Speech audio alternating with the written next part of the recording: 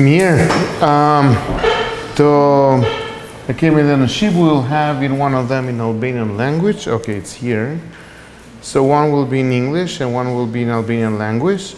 I just want to mention that I have tried to written everything, so about 90% you have it there.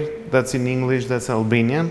So in this way we will skip translation, which will have a better time to manage. Now, if you find things that are not good in English, it's because it's Google translated. So try to find the right word that you think that is there, okay? So I will talk only in Albanian language, but everything 90% it's already there written, okay? So you can follow in that way. Ne jemi tek udhëtimi ton, tek kënga e këngëve. We are in this journey with Song of Songs. It's been a good but very challenging for me. Mary, Mary put me in trouble with this. Okay, no, but it's a joy actually. It's challenging, but it's a joy. Është sfiduese, por është gëzim në fakt. Që të zhytesh mirë në fjalën e Zotit. Do jemi nga vargu 15 i kapitullit të parë deri tek vargu i 7 i kapitullit të dytë. Edhe we have all the verses written there. Dhe thot kështu.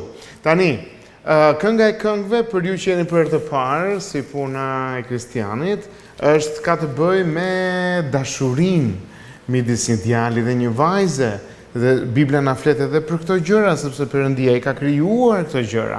Edhe është një gjë shumë e bukur që na jep një shije të dashurisë së Perëndisë me njeriu.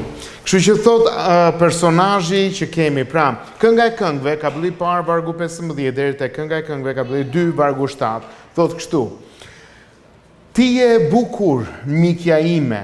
Ja je e bukur, sytë e tu janë si të pëllumbeshave.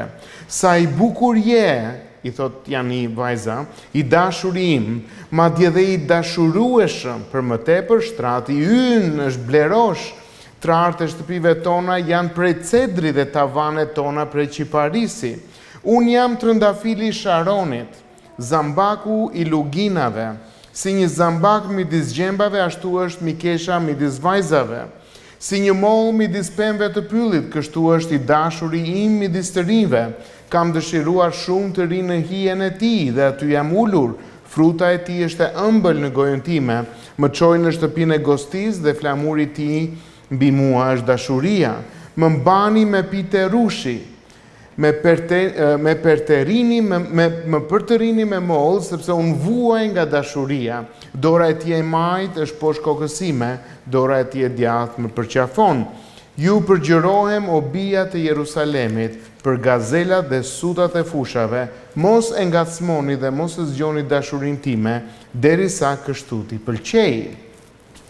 Dhe në fakt jam përpjekur që ta quajnë këtë pjesë të parë dashuri e çmendur. Çfarë do thotë kjo dashuri e çmendur? Ke dëgjuar për Freudin, apo jo? Freudi thotë një shprehje, njeriu është shumë i çmendur kur është i dashuruar. Domethënë budallalepset, ne kemi edhe një shprehje në shqip të ka zënë qymyri, të ka zënë qymyri, do thotë nuk je në vete. Madje ka shumë shprehje të popullore të tilla. Në fakt është sepse ti fiksohesh pas një personi tjetër dhe angazhohesh në forma shumë të sikletshme të folurit, që përndryshe nuk do të dilnin kurrë nga goja jote.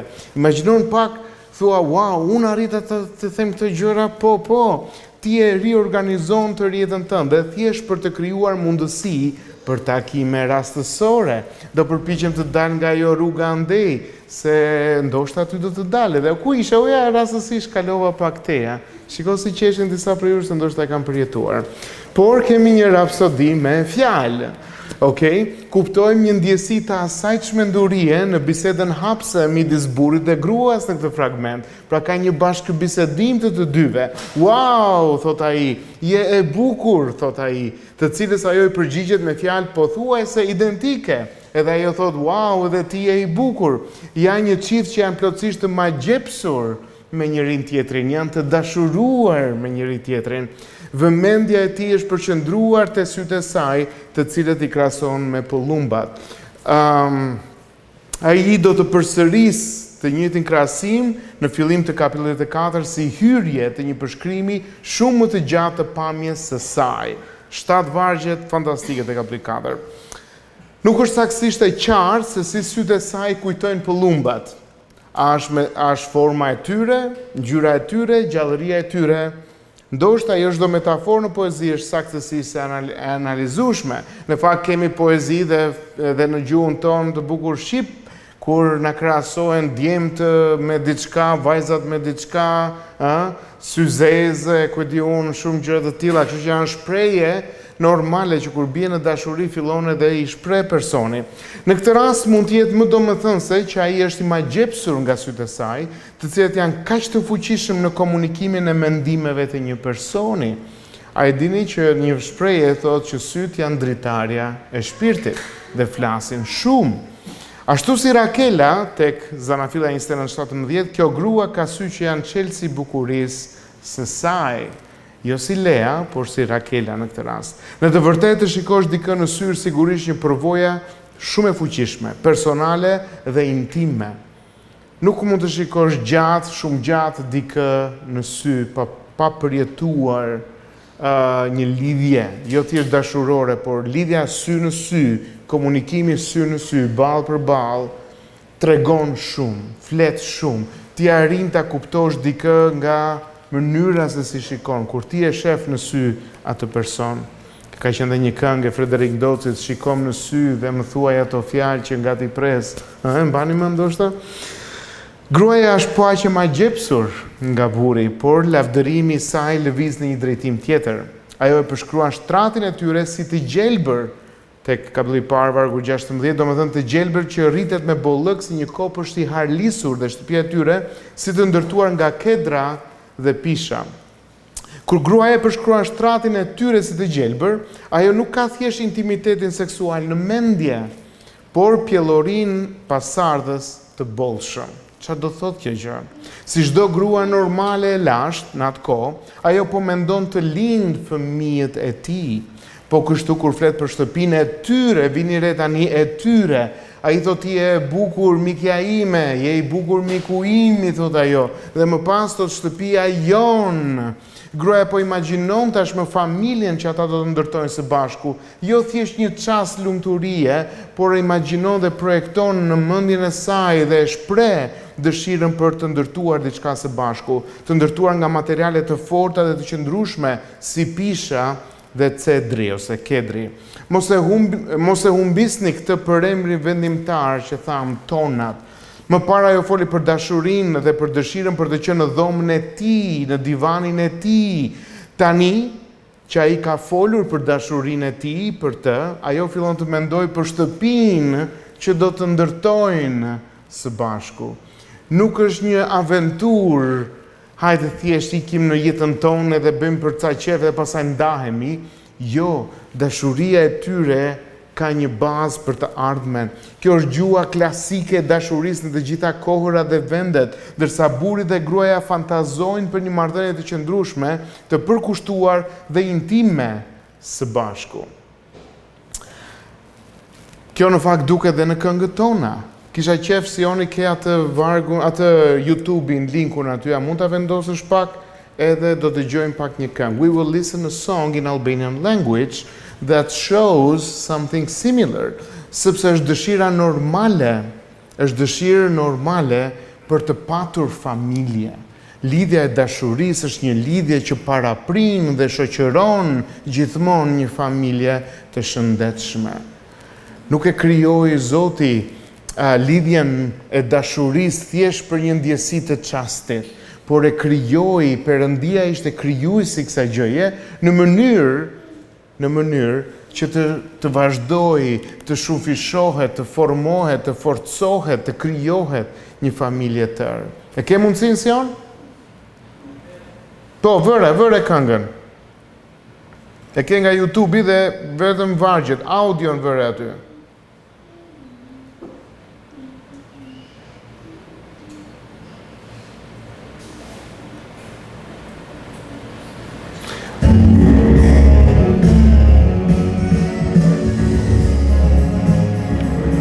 edhe pak zëri.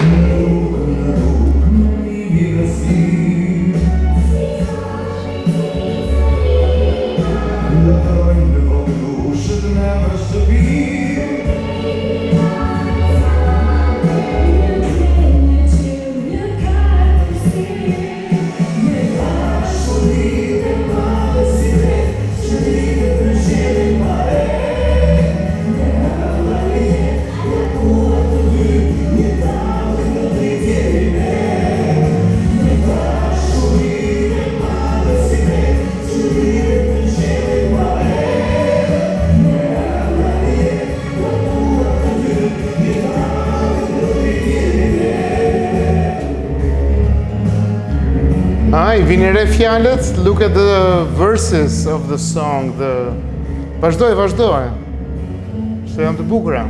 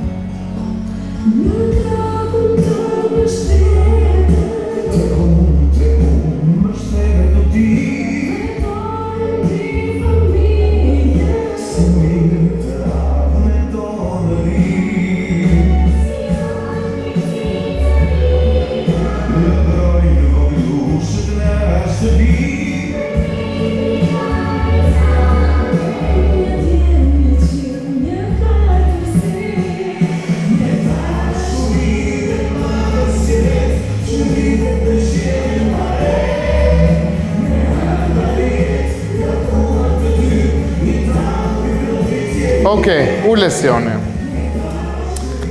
Është normale të krijohet lind ndjenja e dashurisë. Është normale që teksa lind kjo ndjenjë dashurie të mos shfrytëzohet thjesht për çastin, por arsyeja pse Zoti ka krijuar një gjë të tillë që të ketë këtë ndjenjë të veçantë dashurie është për diçka afatgjatë, një diçka që do të krijohet një familje dhe do të vinë fëmijët si rezultati bekimit, por është një gjë e shëndetshme afatgjatë. Kur mos e shihni dashurinë si një gjë afatshkurtër. Është një xhudi në fakt në vendin e kon ku ne jetojmë sot, që kemi shkëputur kaq shumë marrëdhënien intime seksuale nga martesa dhe familja sa që është reduktuar në një përvojë të thjeshtë, më vete. Historikisht është krejtësisht normale, jo thjesht të duash të shikosh në sy njëri tjetrin, por të rritësh një familje së bashku dhe që dëshira seksuale të përshtatet brenda saj pamjeje më të gjerë. Prandaj ka krijuar Zoti. Zoti ka krijuar edhe dëshirën seksuale. Ai është krijuesi i gjithë këtyre gjërave, por është që të jetë brenda martesës, edhe aty rritet dhe forcohet dhe është një bekim në fakt. Gruaja tek personazhi jon ja kthen komplimentin duke quajtur burrin një pemë molle midis pemëve të pyllit. Ai është tërheqës në mënyrë unike në një botë burrash që për të janë të gjithë njësoj. Vini re se si e quan ajo, pemë molle midis pemëve të pyllit. Nuk ka normalisht një pyll kaq shumë moll. Janë të rralla pemët e mollëve në një pyll. Shkoni në pyllet do shihni që nuk e gjen kaq shpesh. Pra tregon që është e rrallë për të. Ai është palos krahasimin në terma të dy atributeve specifike.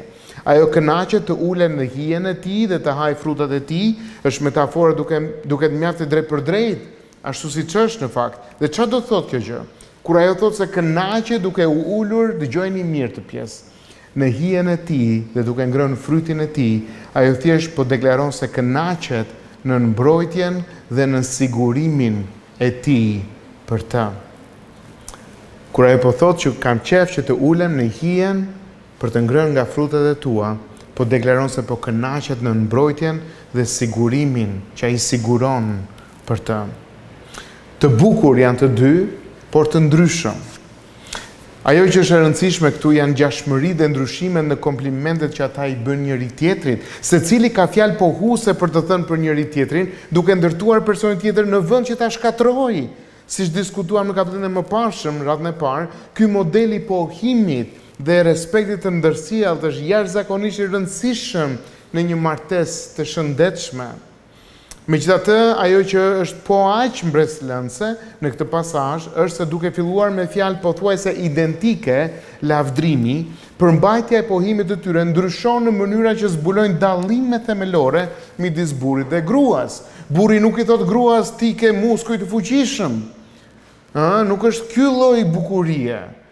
As gruaja nuk i thot burrit, wow, ti je shumë i bukur dhe je me shumë delikatesë. Nuk i shkon burrit delikatesa, nuk i shkon gruas muskujt marrë së padrën e të bjerë të çaj pemët. Ai do sytë e saj të bukur, të cilat janë dritaret e shpirtit të saj. Prandaj ata janë të bukur por të ndryshëm. Ajo krahason atë me një pemë në hijen e së cilit ajo dëshiron të ulet dhe frytin e së cilit ajo dëshiron të hajë. Më vonë do të shohim se ajo do t'i krahasojë gjithashtu sytë e tij me pëllumbat.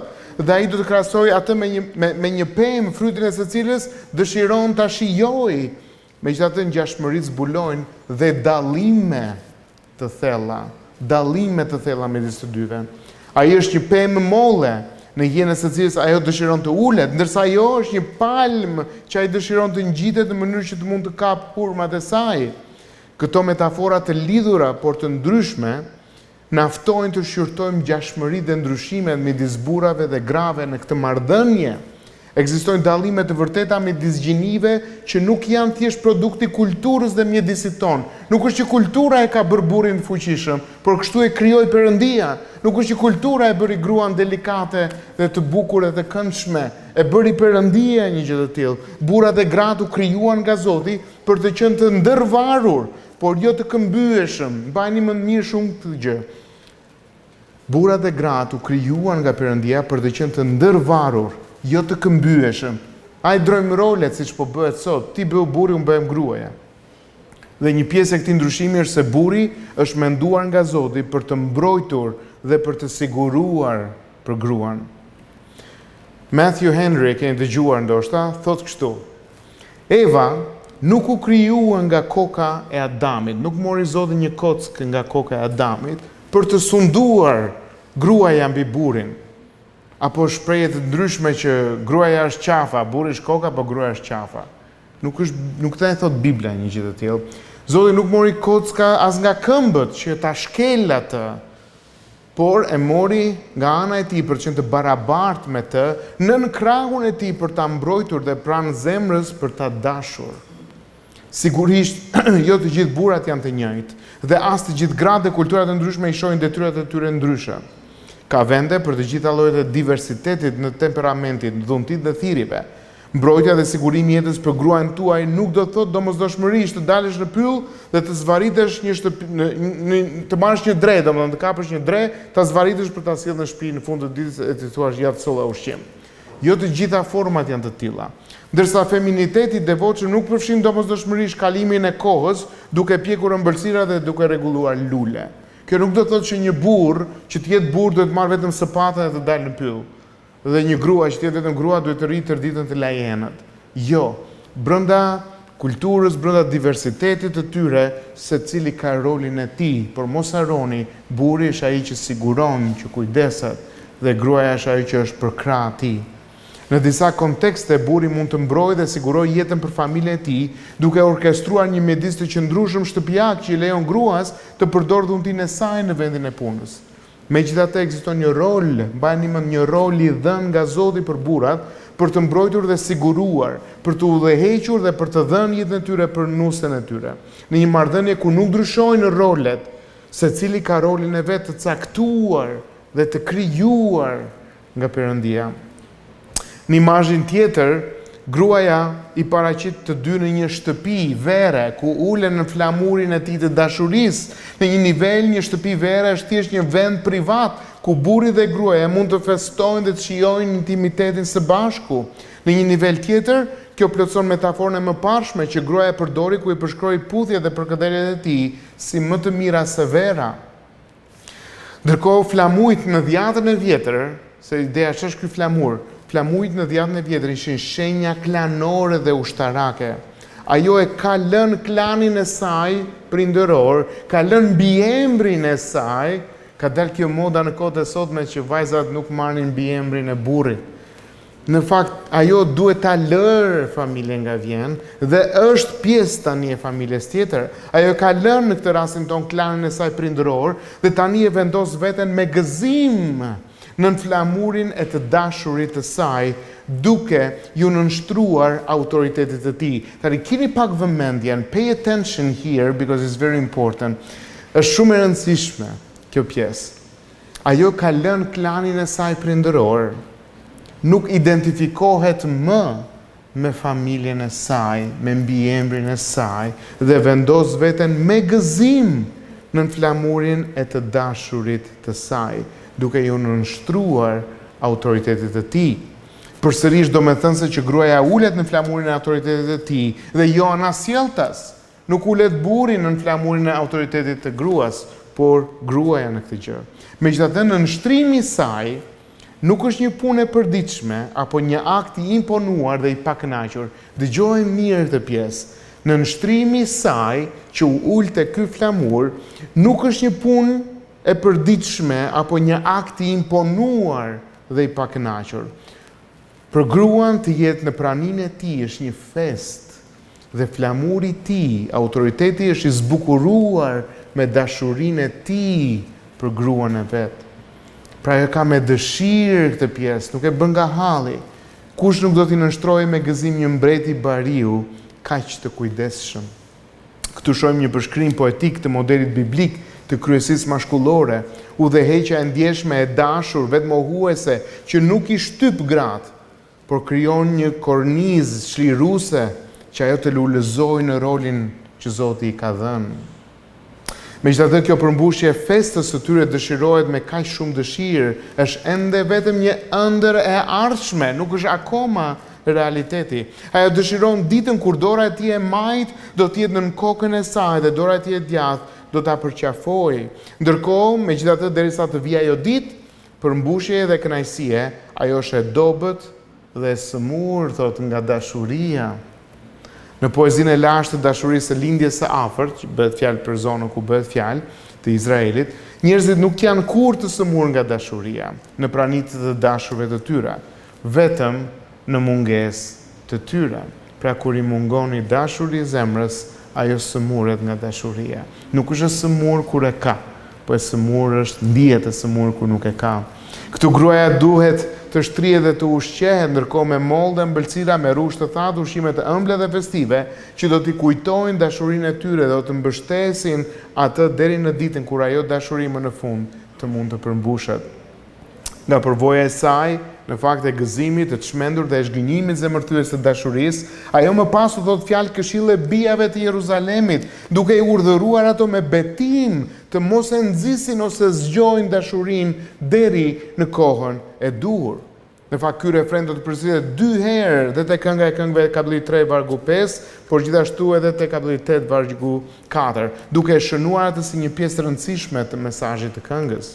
Zoti na ka krijuar në një mënyrë të tillë që dashuria është e fuqishme, pasioni seksual është i fuqishëm dhe është krijuar nga Perëndia, nuk është diçka me të cilën duhet të luhet, mos e merr lehtë. Bota e shet shumë lehtë. Një ndjenjë dhe ti humbet.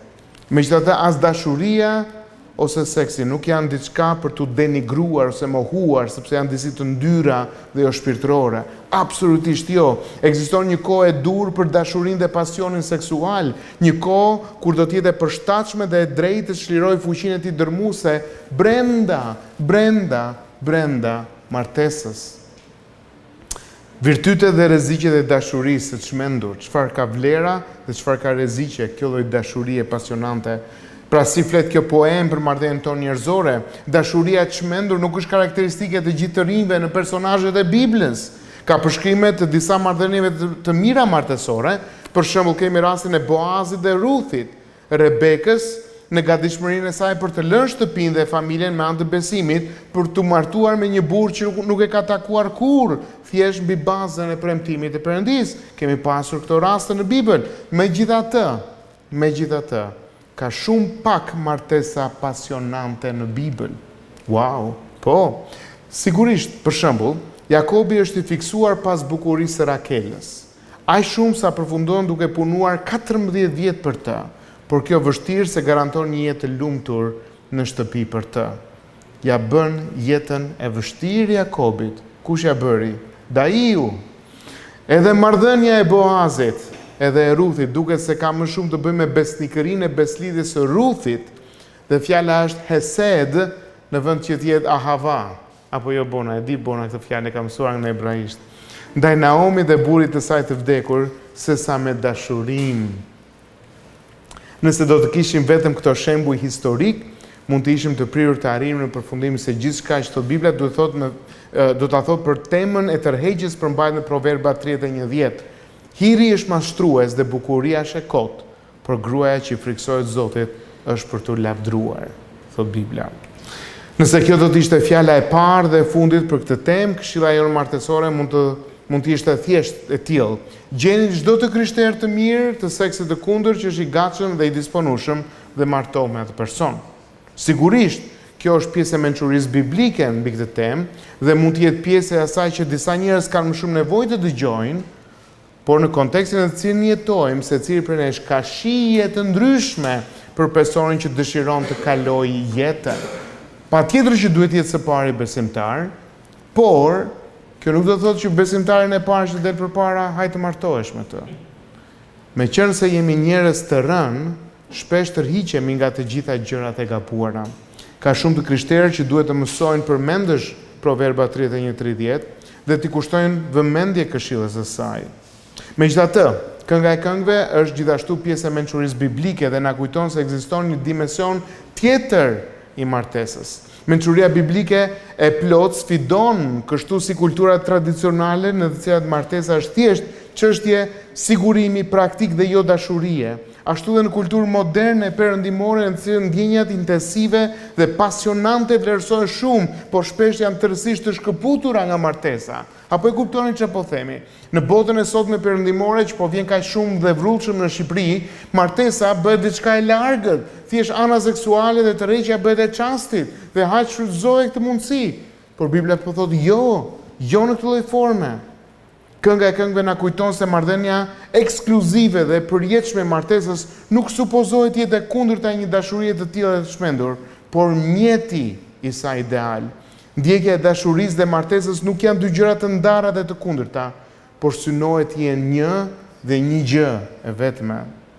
Pra ta ndjekësh dashurinë dhe martesën nuk janë dy gjëra të ndara, por janë të përputhura me njëra tjetrën.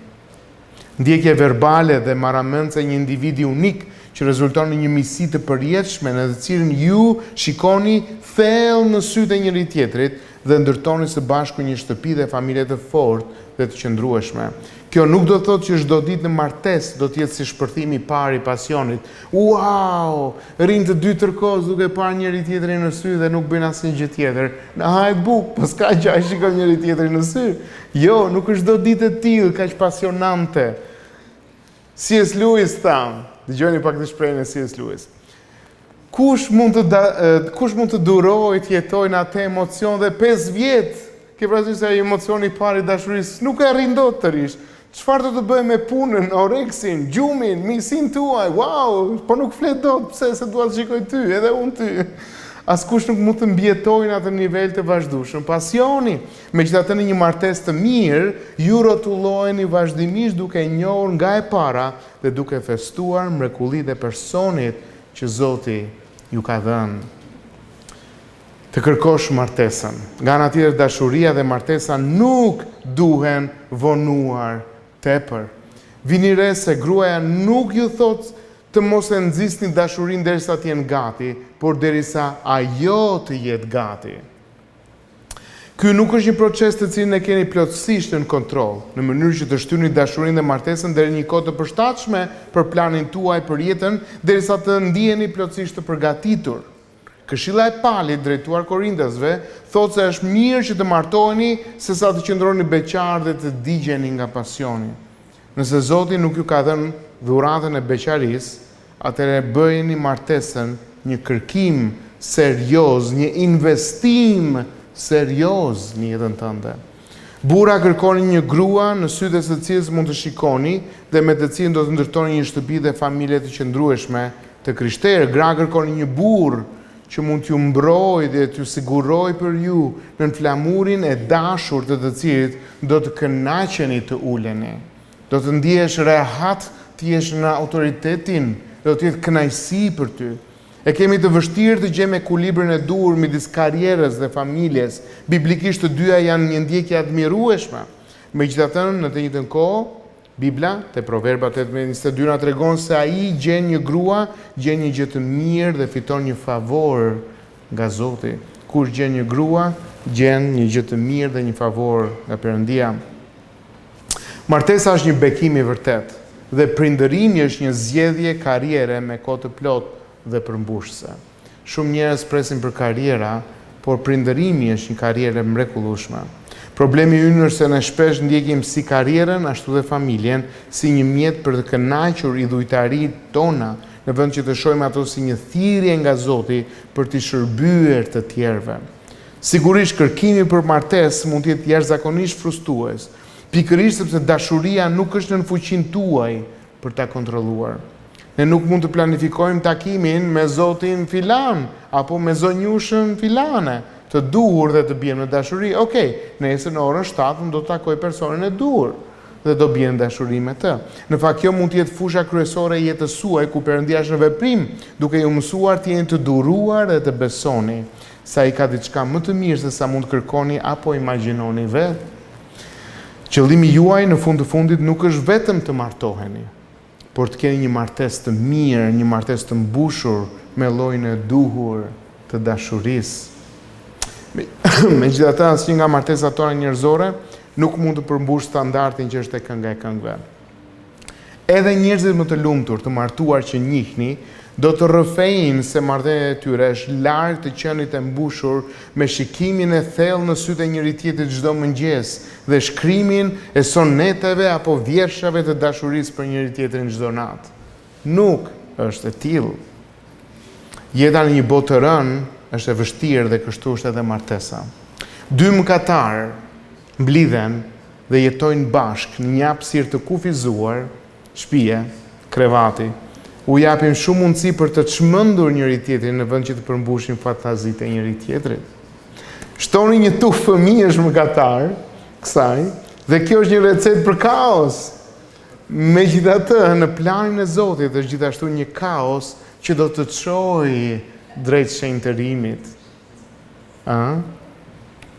Martesa nuk është vetmja formë shenjtëruese e kaosit që Perëndia përdor në jetën tonë. Për disa, në fakt, ky proces shenjtërues vjen nëpërmjet beqarisë afatgjatë ose nëpërmjet humbjes së një marrëdhënie martesore, nëpërmjet vdekjes apo divorcit. Perëndia shenjtëron secilin prej fëmijëve të tij në një mënyrë unike, duke i dhënë secilit prej tyre historinë e tij ose historinë e saj personale. Është gjithmonë tunduese të dëshirosh historinë që Perëndia shkroi për dikë tjetër, qoftë ajo histori martesës apo një martesë në dukje mirë se jona. Wow, sa martesë të mirë kanë ata. Ku e di ti? Megjithatë Perëndia shkroi historinë tënde personale, me qëllim për të shenjtëruar pikërisht në mënyrat që ai planifikoi. Kjo do të thotë se vendi ku e gjen veten sot, nëse je beqar apo në një martesë me probleme, ose një martesë të mrekullueshme, është pikërisht vendi ku supozohet të jesh në këtë pikë të historisë të jetës tënde. Wow, vërtet? Po, ky është vendi që Zoti ka supozuar, që Zoti ka dëshiruar, që Zoti ka orkestruar ku ti të jesh. Ne themi lavdi Zotit, kam një martesë të mirë, po kur je në problem, a mund themi përsëri lavdi Zotit? Dashuria e çmendur e Perëndisë Pasioni i çmendur që shoqëron martesën dhe seksin, qoftë i përmbushur apo i frustruar në historinë tonë, synon të na jap një pamje të një pasioni dhe më të çmendur, që është dashuria që Perëndia ka për popullin e tij. Ekziston një person në dhjetën e vjetër, pasioni i madh i cilit për nusën e tij është vërtet verbues dhe marramendës, është vetë Perëndia. Zoti zgjodhi Izraelin të ishte nusja e tij në radhë të parë dhe vendosi dashurinë e tij mbi të. Tek Ezekieli 16, Zoti e përshkruan kujdesin e tij për Jeruzalemin si të ishte si një burr që gjeti një vajzë të braktisur të shtrirë në një fushë pranë rrugës, të pakujdesur dhe të vetmuar. Zoti e mori atë me butësi dhe i dha asaj gjithçka që kishte nevojë apo dëshironte, duke e veshur me rrobat e mira dhe duke zbukuruar. Megjithatë, Izraeli nuk ishte ndonjë bukuri të veçantë për të tërhequr Zotin drejt vetes. Me të vërtet, ajo ishte vetëm një lule e egër tjetër në një fushë të madhe, thotë Ezekieli 16:7. Ai megjithatë zgjodhi atë të ishte nusja e tij unike. Ai ishte streha dhe hija e saj, mbrojtësi dhe ofruesi i saj, duke i siguruar që asaj të mos i mungonte asgjë. Megjithatë dashuria e çmendur e Zotit për nusën e tij nuk u shpërblye nga nusja. Në vend të kësaj e braktisi burrin e saj të vërtet dhe besnik dhe shkoi dhe kreu kurorshkelje me një sër idhujsh. Në vend që të ruante pastërtinë e shtratit të tyre martësor, ajo kërkoi pjellori me Balin, Asherën në degët e gjelbra të vendeve të larta. Libri i Hozes plotson pjesën tjetër të historisë. Në një shëmbëltyr të luajtur, Zoti i tha profetit të shkonte dhe të martohej me një grua kurorshkelce dhe jo besnike, Gomerën. Zoti i tha personit Hozes, shko martohu me një prostitut. I tha dhe ki fëmijë me të. A i tha Hozes se Gomera do të tradhtonte dhe se pasi ajo të tradhtonte, a i duhet të shkonte pas saj përsëri dhe ta joshte, duke dashur atë dhe fëmijët e saj të paligjshëm pavarësisht mënyrës se si ajo i kishte shkelur dashurinë e tij. Dhe ti kur lexon këtë pjesë ti çmendesh, thua, wow, Zot, çfarë është kjo punë? Çfarë lloj dashurie e çmendur vazhdon të ndjek, të mbrojë dhe të sigurojë dikë që ka kaq shumë dhe plotësisht jo besnik. Dashuria e Zotit. Nuk e dëgjojmë kur fundin e historisë të Hozes, nuk na tregohet se si përfundon. A u prek zemra e Gomerit nga dëmshuria dhe dashuria e tij e pabesueshme, apo mbeti e ngurtësuar ndaj tij përgjithmonë? Këtë gjë ne nuk e dim. Por fundi i librit të Hozes na tregon fundin e historisë së dashurisë së Zotit me Izraelin, me fjalë që na kujtojnë në mënyrë dramatike gjuhën e këtij fragmenti nga Kënga e Këngëve. Në ditët që do të vijnë, shpall Zoti, Izraeli do të lulizojë si një zambak. Ajo do të kthehet dhe do të ulet në hijen e Zotit. Dhe do të njohë se fryti i saj vjen vetëm prej tij. Me fjalë të tjera, Zoti dhe populli i tij më në fund do të shijojnë llojin e marrëdhënies së ndërsjellë të dashurisë dhe përzemësisë të çmendur që ekziston midis burrit dhe gruas te Kënga e Këngëve. Historia e Hozes dhe Gomerit nuk është vetëm historia e Izraelit, është dhe historia e jetës tënde dhe time. Ja kemi kthyer shpinën Perëndis që na dha jetë dhe frym duke zgjedhur të ndjekim idhujt tanë. Perëndia na ka dhënë shumë dhurata, talente, mundësi, marrëdhënie dhe gjithçka. Dhe ne kemi trajtuar ato sikur të ishin tonat dhe kemi shpërdoruar në shërbim të perëndive të tjera që ne veti kemi krijuar. Në vend që ta shohim seksualitetin ton si një dhuratë të mirë për të ushqyer, mbrojtur dhe për të përmbajtur derisa fuqia e pabesueshme të mund të çlirohet siç duhet në martesë, ne kemi përdorur atë si një mjet për të ndjerë mirë ose domethënës apo për të shpëtuar dhimbjes së thyrjes sonë në fusha të tjera. Për të tjerët kurorshkelja shpirtërore ka marrë forma të ndryshme. Jemi ulur në hijen e parave, pushtetit dhe u kemi thënë pasurive tona, ti je Perëndia im, ose jemi kënaqur me shijen e ëmbël të suksesit që na sjell puna e palodhur dhe dhuntit natyrore duke thënë çdo arritje, wow, sa e bukur je moj arritja ime. Aq i madh është perversiteti ynë sa që mund të shndrojmë dhuratën e mirë të Perëndisë. Wow. Dhe këtë qoftë martesa, familja dhe bëjmë një idhull duke i thënë vetes nëse nuk kam një martesë të mirë ose një familje suksesshme, atëherë jam i pavlerë. Çfarë duhet të bëj Perëndia me rebelet kurorshkelës, si ty dhe si unë? Zoti bën të njëjtën gjë që bëri Hosea me Gomerin dhe bëri me Izraelin në dhjetën e vjetër. Ai na ndjek në shkretëtirën që vetë ne krijuam, ku përfundojmë të ftohtë, të zhveshur, të izoluar, të vetmuar, të mbytur në turp të braktisur nga pikërisht gjërat në të cilat ne kemi besuar që kur ishin fëmijë. Na u mësua që kur ishe fëmijë që po të punosh fort, po të krijosh karrierë, diku tjetër u mësua po të vjedhësh, diku tjetër u filloi të mëson në formë gjëra të ndryshme dhe u zhveshëm, u shpërfytyruam në qenien tonë dhe u lam njësoj, siç na tregonte libri Hoseas. Atje ai na thret të kthehemi tek ai.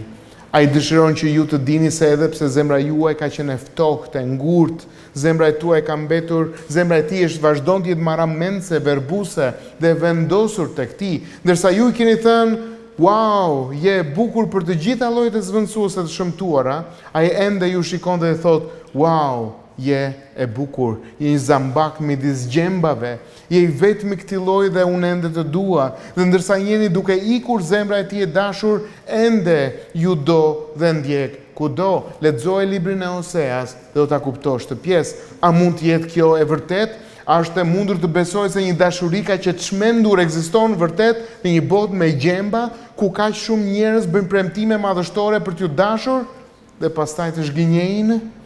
Si mund ta di që një dashuri e tillë ekziston dhe që më përfshin dhe mua?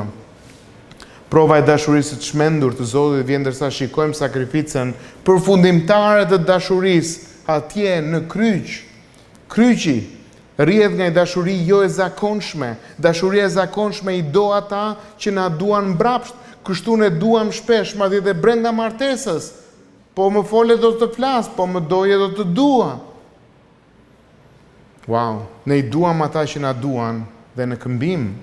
Keni parasysh ato shprehje të famshme, përshëndes të gjithë ata që më duan dhe i dua. Prandaj është e natyrshme që ne të mendojmë se Zoti po kështu na don në një mënyrë të tillë. Dhe është e vështirë ta kuptojmë ndryshe. Por dashuria verbuese dhe e çmendur e Zotit shkon tek ata që nuk e deshën atë. Edhe më shumë shkon tek ata që e urrenin, e mallkuan, e kryqëzuan atë, tek njerëzit njësoj si ty dhe si unë. Jezusi na shtrin duart e tij të plagosura në kryq dhe thot, ja sa shumë të dua. Bibla thot Perëndia e tregon dashurinë e tij për ne, në atë që kur ende ishim mëkatar, Krishti vdiq për ne. Duke na treguar një dashuri të tillë, ndërsa ishim ende rebel kundër tij, si nuk do të vazhdoj të na dojë me të njëjtën kënaqësi të çmendur dhe të pasionuar tani që jemi fëmijët e tij? Ai thot, si mund të lë? Si mund të braktis? Dëshiroj të ndaj një marrëdhënie të thellë dhe intime me ty përgjithmonë. Do të mbroj, do të siguroj, eja në shtëpinë time të verës, eja ulun në flamurin tim, që është dashuria. Sa më shumë meditojmë mbi këtë dashuri të çmendur, verbuese dhe false për ne, aq më shumë dashuria jonë do të nxitet drejt tij. Shumë të krishterë shohin në mënyrë funksionale një marrëdhënie me Perëndin, në mënyrë se si kulturat tradicionale i shohin martesat e rregulluara. Ne pranojmë se kemi nevojë për Zotin, dikush duhet na mbrojë dhe duhet sigurojë për ne në këtë botë. Kështu që ne bëjmë punën e nevojshme që shoqërojnë atë marrëdhënie. Ne lexojmë Biblën tonë, ne i bindemi pak a shumë rregullave të krishtera, ne shkojmë në kish, por nuk jemi të marrëgjepsur në mënyrë marramendse dhe verbuese me Zotin. Na mungon një dashuri e zjarrt e brendshme. Ne nuk po riorganizojmë jetën tonë çdo ditë në mënyrë që të organizojmë një takim të rastësishëm me të. E mbani mend atë shembullin që thash në fillim, të përpiqem të kaloj nga ajo rrugë që mund të kaloj dhe ai ose ajo, dhe të mund ta takoj rastësisht, wow, sa mirë të gjeta. Apo përpiqesh të bësh të njëjtën gjë dhe me Perëndin? Që të lësh çdo gjë në orarin tënd, në kohën tënde, që agjenda dhe orari yt të shohë, të çojë aty ku të takohesh, një takim të rastësishëm me Mbretin. Nuk po i shkruajmë atij shënime dashurie dhe nuk po i bezdisim miqtan, sepse vazhdimisht lëvdrohemi për bukurinë të dashurit ton, Zoti Jezu Krisht. Nuk po presim dhe nuk po dëshirojmë ditën e shfaqjes së tij, kemi humbur dashurinë tonë të parë për Krishtin. Çfarë nuk shkon me mua sot në këtë ditë? Përgjigjja është se kemi humbur nga sytë dashurinë e tij të madhe për ne. I kemi hequr sytë nga sa shumë na është falur. Vini re si thoshte, ata e vështrojnë njëri tjetrin në sy tek kënga e këngëve. Po sytë e tu apo shohin Krishtin, apo shohin sytë e Krishtit. Ne i kemi hequr shpesh sytë nga sa shumë na është falur. Dhe nuk është çudi që nuk arrim të duam Jezusin ashtu siç duhet. Nuk është çudi që nuk arrim ta duam njëri tjetrin madje ashtu siç duhet. Çudia është se ai na do në një mënyrë të krejtësisht të papritur, të pamerituar dhe të pakushtëzuar, që lan të gjitha mëkatet dhe turpin e atyre që besojnë tek ai dhe që nuk do të na lërë kurrë të shkojmë në ferr. Ja, dashuria e vërtet e çmendur që martesa dhe seksi janë krijuar për të na bërë të dëshirojmë dashuria mahnitse e Perëndis për ne në Jezu Krishtin. E pra miq, kënga e këngëve është libër që na ilustron një marrëdhënie të fortë, të lidhshme, dashurie që na jep shije të asaj marrëdhënie me Perëndin, me Krijuesin, me Zotin. Prandaj është kaq shumë e nevojshme të ushqesh veten tënde me këto takime të rastësishme për të dashur Perëndin. Le të lutemi. O Atë, na ke zbuluar në fjalën tënde të mrekullueshme dashurinë tënde që prej fillimi deri në fund. Dhe Zot, ne jemi ende të verbër, duke mos parë, duke mos ditur, duke mos kuptuar, ashtu siç tha dhe Isaia kur thot për Zotin ton Jezu Krisht, ju keni sy por nuk shihni, keni vesh por nuk dëgjoni. Zot, sa të shurdhët jemi, sepse kemi verbuar, kemi shurdhuar qenien tonë shpirtërore me zhurmat e kësaj bote, me xhinglat e kësaj bote. Na mëso Zot që do të marrim kohë për këto takime të rastësishme në thonjza, që të mund të gjejmë kohë për të ulur në hijen tënde, në shtëpinë e verës me ty, për të darkuar me ty në shpirtin ton, që shpirti ynë të mund të ushqehet me mjaltin e qiellit. Na mëso Zot që të duam Krishtin. Dhe Zot na mëso që të duam njëri tjetrin. Na mëso Zot që të kemi fjalën tënde thellë, ta ruajmë në zemrën dhe në shpirtin ton në mënyrë që të mos mëkatojmë. Në emrin e çmuar të Jezusit unë lutem. Amen. Kemi ndonjë pyetje?